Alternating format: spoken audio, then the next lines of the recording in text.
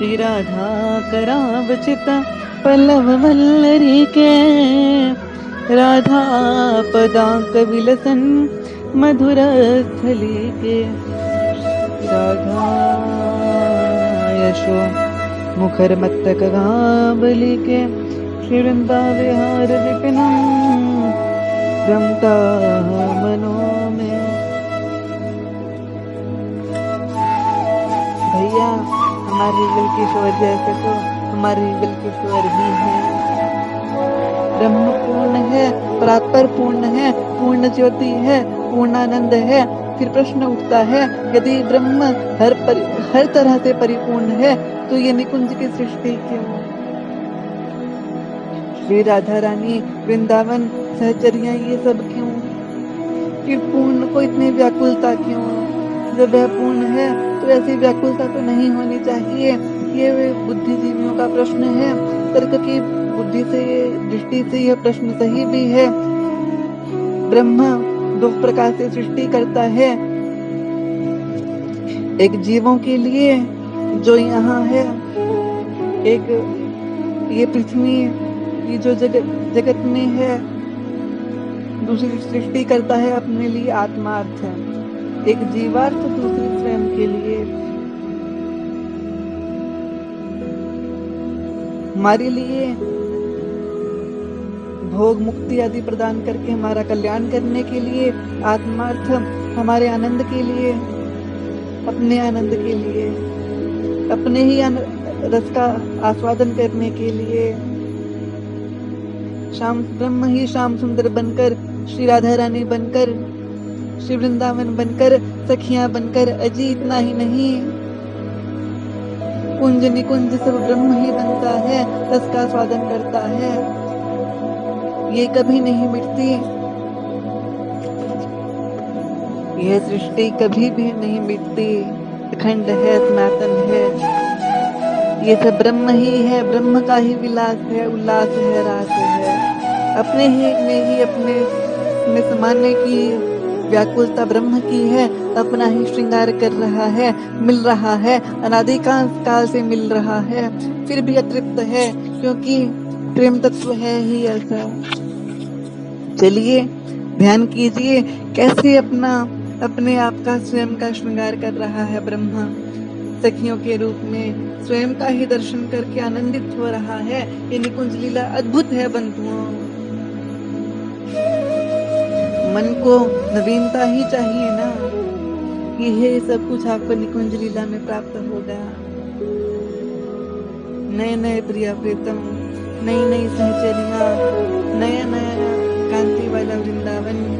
आहा, चलिए स्नान के बाद आगे क्या लीला होगी दर्शन कीजिए।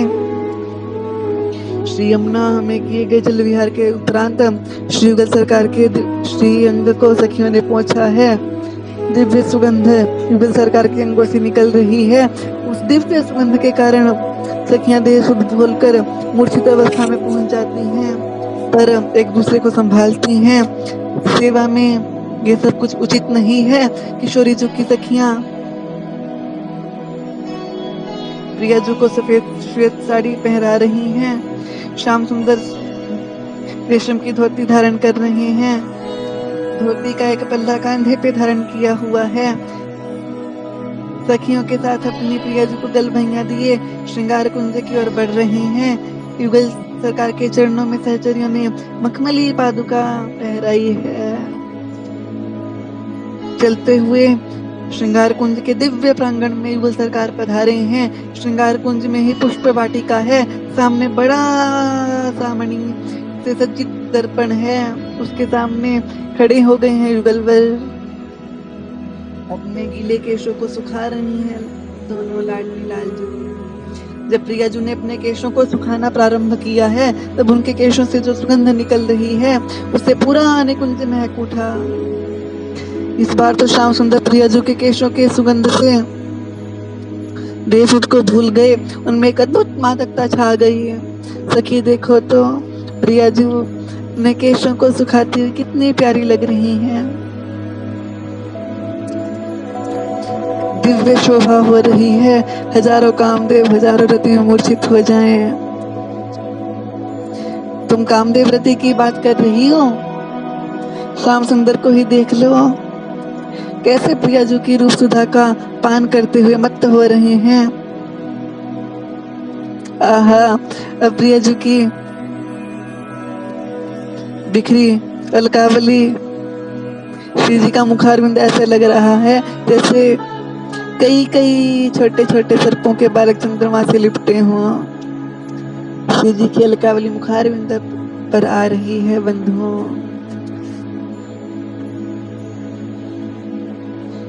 ऐसे कभी कहीं देखा नहीं, कभी सुना नहीं। सखियां आगे बढ़ी हैं। श्याम सुंदर को ललिता जी ने चलने के लिए कहा है। श्रृंगार कुंज में एक दिव्य अद्भुत चौकी है, श्रृंगार चौकी, उस पर विराजमान हुए हैं युगल सरकार। सखियां दर्शन करती हैं और आनंदित हो उठती हैं। श्री जी के पास रंगदेवी सखी जी जाती, रंगदेवी जी आती हैं। उनकी बिखरावली अलकावली, बिखरी हुई अलकावली को संभाल रही हैं। श्याम सुंदर बड़े प्रेम से देखकर आनंदित हो रहे हैं। रंगदेवी जी अलकावलियों में तफलेल लगा रही हैं, फिर वेणी गुथने की सेवा प्रारंभ कर रही हैं। ये श्याम सुंदर बोले हैं, ये रंगदेवी जी कृपा करो, मेरी इच्छा हो रही है मैं प्रियाजू की वेणी अपने हाथों से सजाऊं। नाना श्याम सुंदर, ये सेवा तो हमारी है, आप क्यों छीनना चाहते हो? हम नहीं देंगे आपको, दो टूक कह दिया रंगदेवी जी ने। वैसे भी वेणी सजाने की कला आपको नहीं आती है, एक बार सेवा का अवसर तो दो। श्री जी को देखा, हाथ जोड़ने लगे। सखियों चलो आज देख ही लो कितनी कला है इनमें। श्री जी बोली हैं, अगर वेणी बिगड़ गई तो? रंगदेवी जी ने पूछा। आहा, चतुर्शिरोमणि लाल जी बोले, अगर बिगड़ गई, अगर प्रियाजू की वेणी बिगड़ गई मैं श्री जी का, अगर बन गई तो श्री जी मेरी। आहा, जय हो जय हो जय हो जय हो। चित भी तुम्हारी, पट्ट भी तुम्हारी, हार भी आपकी, जीत भी आपकी। चलो आपकी कला की परीक्षा होगी। नयनों को झुकाकर श्री जी ने सहमति दे दी है।